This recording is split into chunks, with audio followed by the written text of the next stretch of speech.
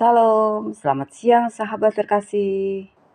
Hari ini kita akan membaca Daniel pasal 6 ayat 1 sampai 15.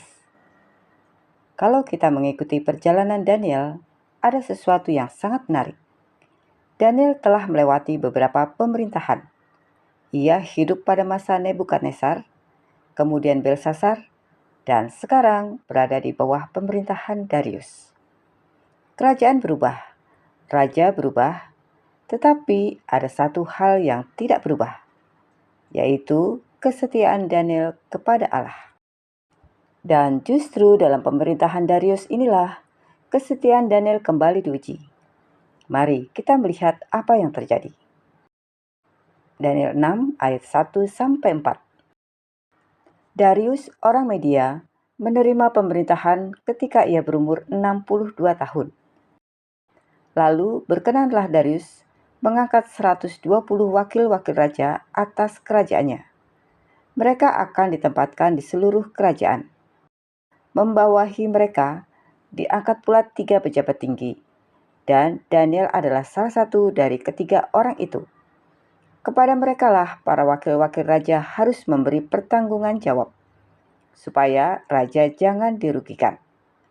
Maka Daniel ini melebihi para pejabat tinggi dan para wakil raja itu, karena ia mempunyai roh yang luar biasa.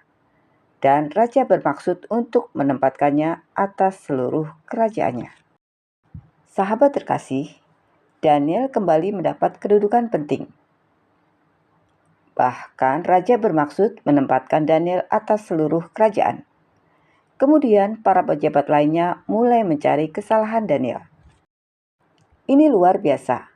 Mereka memeriksa pekerjaannya, mereka mencari kelalaian, mereka mencari kesalahan, tetapi tidak menemukan apapun.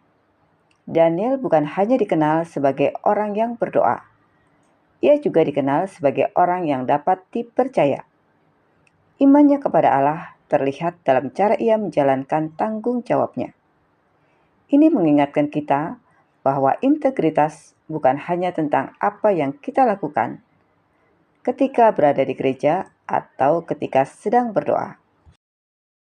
Daniel 6 ayat 5-9. Kemudian para pejabat tinggi dan wakil raja itu mencari alasan dakwaan terhadap Daniel dalam hal pemerintahan, tetapi mereka tidak mendapat alasan apapun atau sesuatu kesalahan. Sebab ia setia dan tidak ada didapati sesuatu kelalaian atau sesuatu kesalahan padanya. Maka berkatalah orang-orang itu, kita tidak akan mendapat satu alasan dakwaan terhadap Daniel ini, kecuali dalam hal ibadahnya kepada Allahnya. Kemudian bergegas-gegaslah para pejabat tinggi dan wakil raja itu menghadap raja, serta berkata kepadanya, "Ya Raja Darius, kekalah hidup tuanku. Semua pejabat tinggi kerajaan ini, semua penguasa dan wakil raja, para menteri dan bupati telah mufakat supaya dikeluarkan kiranya suatu penetapan raja dan ditetapkan suatu larangan, agar barang siapa yang dalam 30 hari menyampaikan permohonan kepada salah satu dewa atau manusia, kecuali kepada tuanku, ya Raja, maka ia akan dilemparkan ke dalam gua singa. Oleh sebab itu, ya Raja, keluarkanlah larangan itu dan buatlah suatu surat perintah yang tidak dapat diubah menurut undang-undang orang Media dan Persia yang tidak dapat dicabut kembali." Sahabat terkasih, ketika mereka tidak menemukan kesalahan dalam pekerjaan Daniel, mereka akhirnya berkata dalam Daniel 6 ayat 5, kita tidak akan mendapat sesuatu alasan dakwaan terhadap Daniel ini, kecuali dalam hal yang berkaitan dengan hukum Allahnya. Mereka mengetahui bahwa Daniel memiliki sesuatu yang tidak bisa mereka ubah, kesetiaannya kepada Allah. Maka mereka datang kepada Raja Darius dengan sebuah rencana. Mereka mengusulkan bahwa selama 30 hari, tidak seorang pun boleh memohon kepada dewa atau manusia lain selain kepada raja. Raja menyetujui usulan tersebut, dan keputusan itu menjadi hukum yang tidak dapat dibatalkan. Mari kita perhatikan bagaimana mereka menjebak Daniel. Mereka tidak bisa menyerang pekerjaannya. Mereka tidak bisa menemukan korupsi.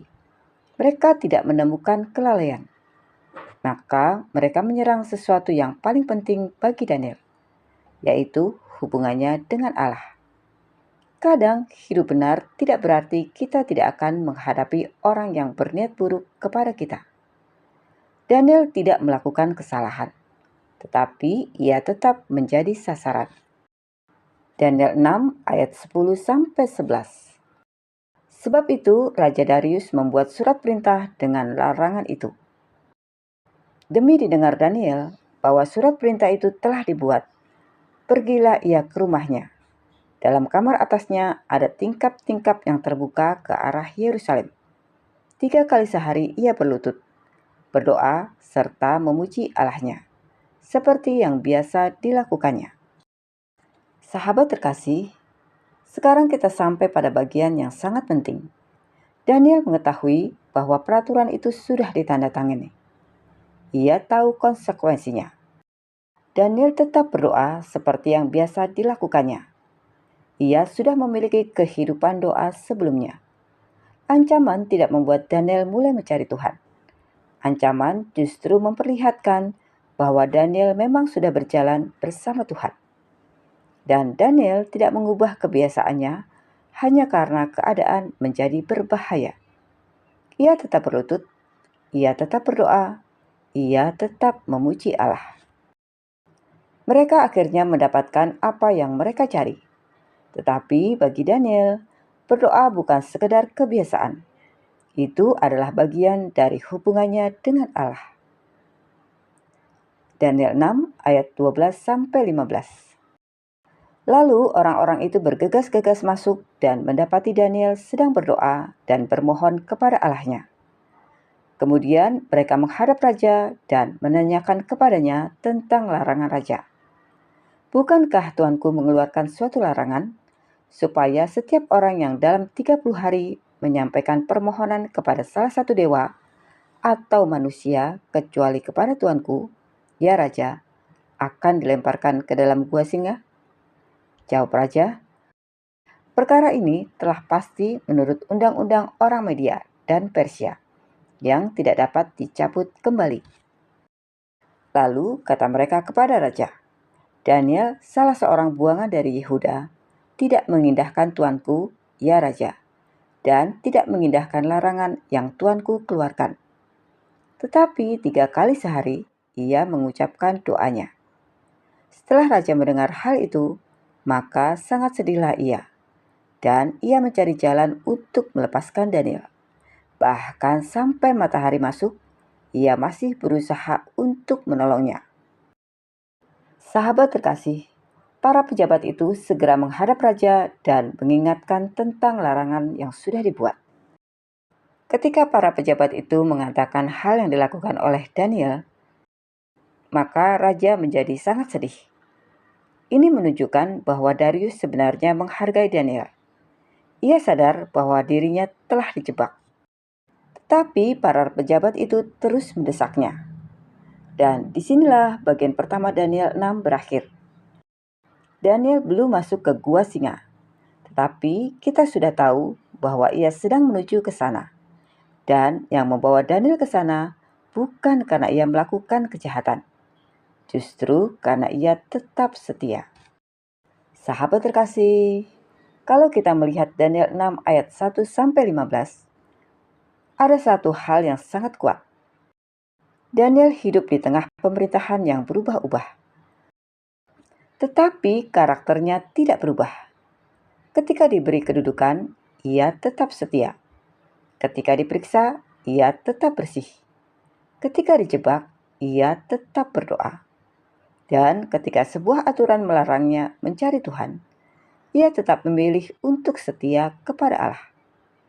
Daniel tidak tahu bagaimana cerita ini akan berakhir. Ia tidak tahu apakah Tuhan akan menyelamatkannya. Tapi ia tahu bahwa meninggalkan Tuhan bukanlah pilihan. Mungkin kita juga sedang berada dalam situasi yang tidak mudah. Kita sudah berusaha melakukan yang benar, tapi masalah tetap datang. Kita sudah jujur, tetapi justru menghadapi kerugian. Kita sudah setia, tetapi keadaan belum berubah. Daniel mengingatkan kita, kesulitan tidak selalu berarti kita berada di jalan yang salah. Kadang kesulitan justru menjadi tempat di mana kesetiaan kita kepada Tuhan terlihat. Sahabat terkasih, mari kita berdoa bersama. Bapa yang Maha Baik, terima kasih untuk firman-Mu hari ini yang mengingatkan kami melalui kehidupan Daniel. Ajarlah kami memiliki hati yang setia kepadamu, bukan hanya ketika keadaan mudah, tetapi juga ketika iman kami sedang diuji. Berikan kami integritas dalam pekerjaan, dalam tanggung jawab, dan dalam setiap keputusan yang kami ambil. Ketika kami berada dalam keadaan yang tidak adil, berikan kami kekuatan untuk tetap melakukan yang benar. Ketika kami menghadapi tekanan, jangan biarkan ketakutan membuat kami menjauh darimu. Ajarlah kami seperti Daniel, tetap mencari Engkau dalam doa, bahkan ketika kami belum tahu bagaimana Engkau akan menolong kami. Bapa, kami percaya bahwa Engkau melihat kesetiaan yang mungkin tidak dilihat manusia. Peganglah kami ketika kami berada dalam masa sulit, dan berikan kami keberanian untuk tetap percaya kepadamu. Di dalam nama Tuhan Yesus Kristus, kami berdoa dan mengucap syukur. Amin. Sahabat terkasih, kiranya firman Tuhan hari ini menguatkan kita untuk tetap setia, tetap berdoa, dan tetap melakukan yang benar, apapun keadaan yang sedang kita hadapi. Sampai jumpa di pembacaan Alkitab berikutnya. Selamat beraktivitas. Tuhan Yesus memberkati.